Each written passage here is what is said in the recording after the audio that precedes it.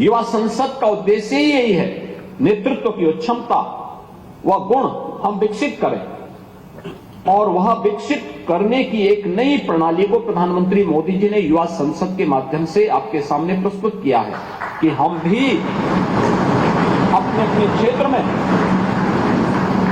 उन गुणों से उत्प्रोत होकर के आगे बढ़ सकें जो किसी भी नेतृत्व के मन में होना चाहिए। आप धार्मिक क्षेत्र में बन सकते हैं, सामाजिक क्षेत्र में नेतृत्व दे सकते हैं, आप हर एक व्यक्ति को किसी न किसी क्षेत्र में नेतृत्व देने के लिए अपने आप को तैयार तो करना पड़ेगा। नेतृत्व का मतलब, युवा संसद का मतलब केवल नेताओं की फौज खड़ा करना नहीं। और जो यहां पे भी हमारे दोनों पीठासीन अधिकारी,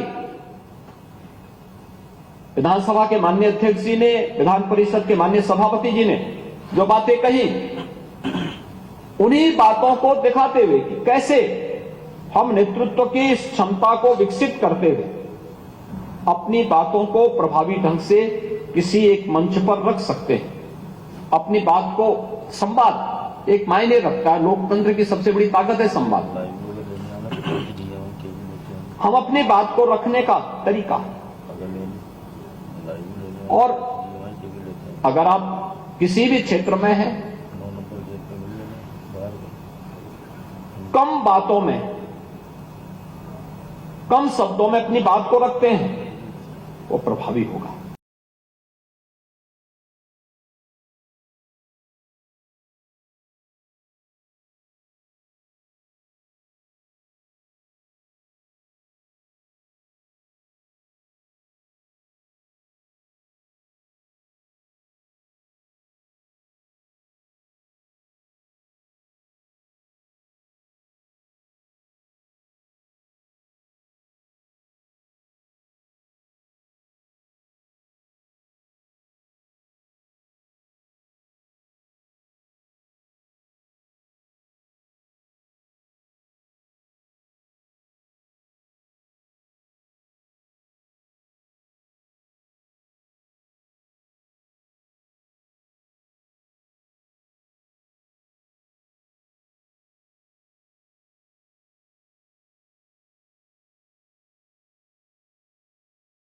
हमारा राष्ट्रीय दायित्व भी तो कुछ है, याद रखना।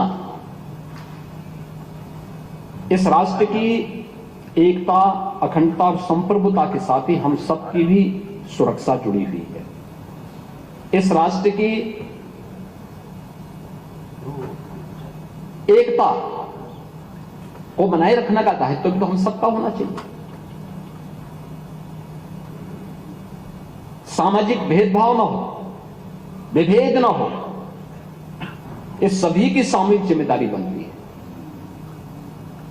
राष्ट्रीय अखंडता को कोई चुनौती न देने पाए, यह हर नागरिक का दायित्व बनता है। उस राष्ट्र की किसी भी जाति, मत, मजहब, क्षेत्र, भाषा का कोई व्यक्ति क्यों न हो, यह प्रत्येक का दायित्व बनता है कि देश मेरे लिए पहले सर्वोपरि है। मेरी जाति, मेरा मत, मेरा मजहब, मेरा क्षेत्र, मेरी भाषा बाद में, पहले देश।